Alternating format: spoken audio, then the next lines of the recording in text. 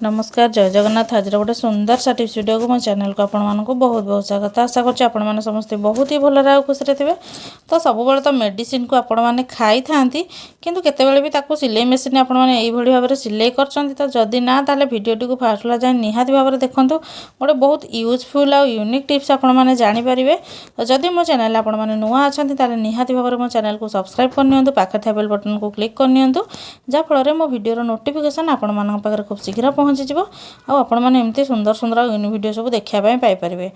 तो video start करने पूर्व आ गोटे कथा कही रखुच्छी, वीडियो आपने कौटू वाच कर सबुदिन भाई आज भी मत कमेंट सेक्शन लिखी जन दिंतु, जहाँफल मुझे जापर जो वीडियोटा पर्टिकुलर दुनिया को कोण अनुकोण में पहुँची पार्ची।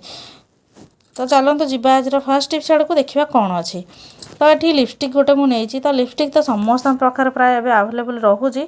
तो लिपस्टिक कौन हुए ना बेले बेले आम लगेला बेले माने जो क्रीम लिपस्टिक गुड़ाक आम लगे था तो सेगुड़ाक कौन हुए ना आमर जल्दी जल्दी आम खाଇବା द्वारा से छाड़ी जाए, से वाटर प्रूफ हो रहे ट्रांसफर प्रूफ हो जाए। तो से आपण मैंने गोटे बढ़िया टिप्स कहि जहाँद्वारा कि आपण मैंने लिपस्टिकटा को माने अधिक समय स्टे करके आपण मानकर ओठरे रखिपारे। तो चलते देखिए मुझे कौन कहूँ। तो यहाँ एमती लगेदेला पता छाड़गला आपण मैंने देखिले।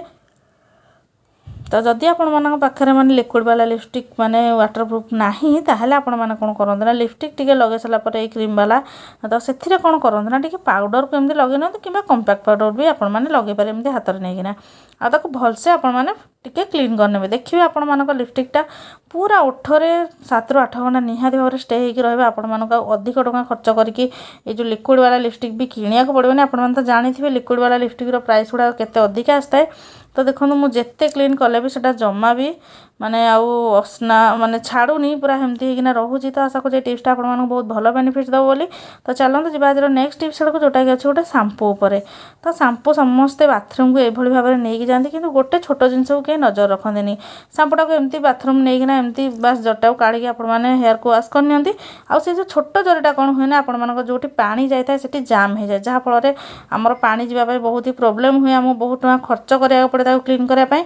तो से आपण मैंने जब भूली जाइए कटिंग करके नापाई ताल आपण मैंने शैम्पूटा को यही भाव में ही छिड़ातु, जहाँद्वारा कौन हम ना आउ एक्सट्रा से जो जरीटा आम बाहर मुझे तले रखी जे से टाइप किसी बाहर कि आपण मानू आउ माने जामटा को आपण मानू आउ बारंबार टाक क्लीन करा पड़ोनी। तो आशा करूँ टिप्सटा भी आपण मानू बहुत भल बेनिफिट देव, कहीं छोट टिप्स है भी बहुत ही यूजफुल टिप्सटा।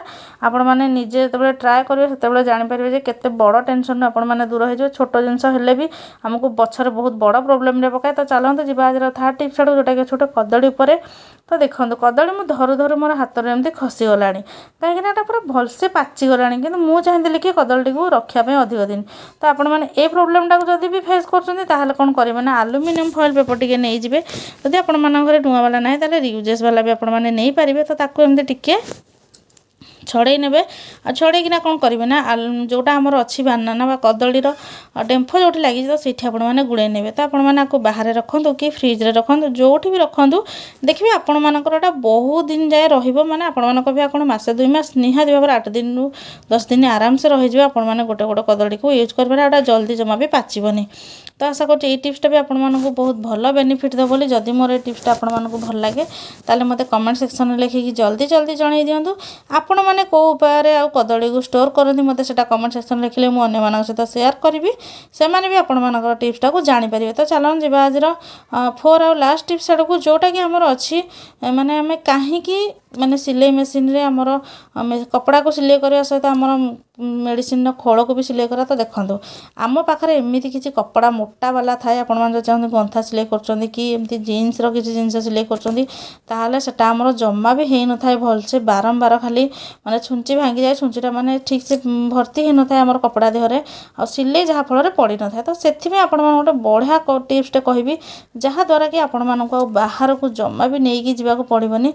आपण मैंने आराम से एटा कौन करेंगे ना सिलाई करें। तो चलते ये देखा मुझे केमती कौन टिप्सटा आपण कहूँ आपने केमी अति सहज सिलाई करेंगे बारंबार मान ट्राए न करना छुंची को भी न भांगिकिना।